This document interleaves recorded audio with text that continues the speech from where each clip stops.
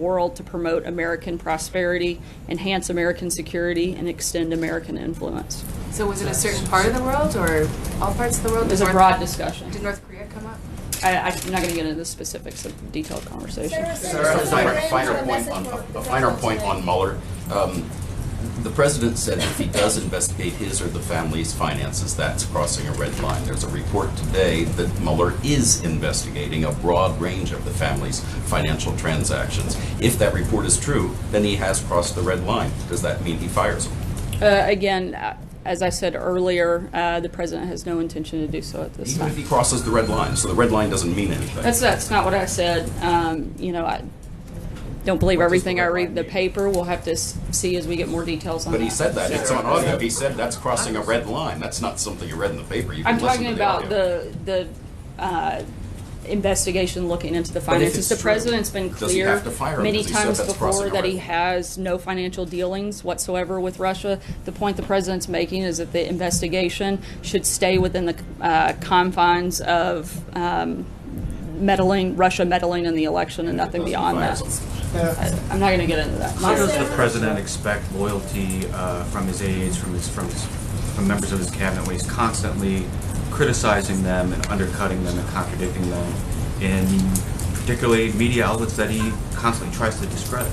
I don't believe that the president is undermining them. I think he was being very candid about feelings that he had, but as I said, he has confidence in his ability. April. Sarah, how does the process play out when the president is very candid about what he thinks about his attorney general, about what he thinks about Mueller? How does this process play out? I'm sorry, what? The investigation, the whole process of relationships between Sessions and the president. The process of this investigation by Mueller. How does this play out with the president being very upset over the process and openly criticizing everyone and people in fear?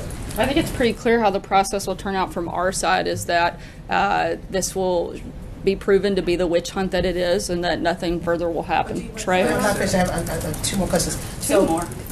Yes, two more.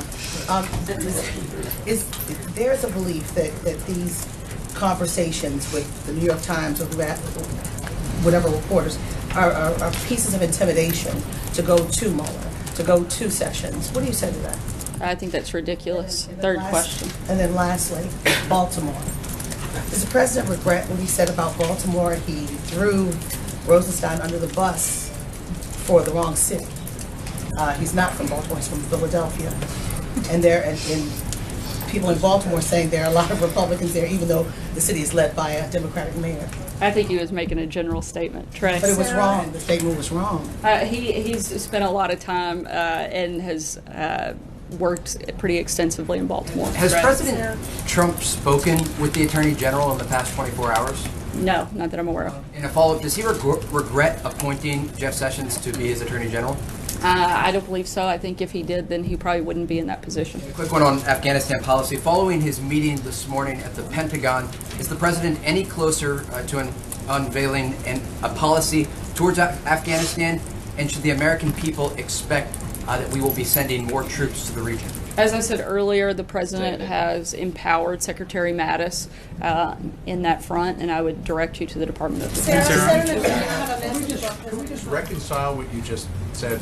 You said the president does not regret appointing Jeff Sessions, yet he said in that interview with the New York Times that he does regret it because had he known what he was going to do before he appointed him, he would have said, sorry, Jeff, I'm going to get someone else. I think... I'm just wondering how you come to those two thoughts. Sorry, I may have misunderstood what Trey was asking. My understanding... My question was, does the president regret appointing Jeff Sessions? I'm sorry, I thought you asked if he regretted not taking action to remove Jeff Sessions. So does he regret appointing Jeff Sessions? The president's spoken very clearly on this in the interview yesterday. And as he said, he was disappointed that the Attorney General made the decision to recuse himself, and certainly that he didn't tell him that before taking the job. But he also said, had he told him that, he wouldn't have appointed him. So does he regret now, in retrospect, appointing I haven't Jeff asked him Sessions? specifically if he does that. Thank you, Sarah. I was telling you no. When asked about Mueller today a couple of times, you've used conditional language. that he doesn't intend to. It's at this time.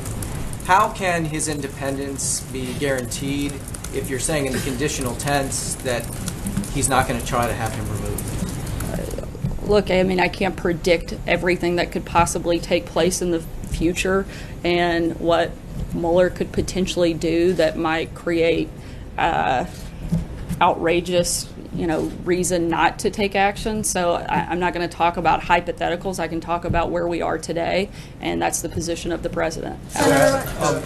You've been asked multiple times today about the war in Afghanistan. Both times you referred us to the Defense Department, but President Trump is still the commander-in-chief. Does he take full responsibility for whatever happens on the conflict in Afghanistan? I would think so, but again, he has empowered Secretary Mattis in terms, I've been asked specifically about troop levels and decisions on specific instances, and in that regard, I would refer you to the Department of Defense. John? Thank you, Sarah. You spoke earlier apparently about confidence in General Sessions staying there. Does the President have the same confidence and lack of regret in naming Ron Brownstein Deputy Attorney General? Mr. Brownstein being... Rosenstein. I don't know who that guy is, but so I'm not going to speak about him. But Rod Rosenstein, as I stated, if the president didn't have confidence, he wouldn't be in that position. Guys, I hate to cut us short today, but the president has. Hold on, I'm not finished. The president has an announcement that he'll be making here shortly, and Here at the podium? no. Here at the White House, and so I'm going to cut it short today. Thanks, guys. What's he doing with his paycheck, Is he Sarah? watching the OJ parole hearing? He watches TV.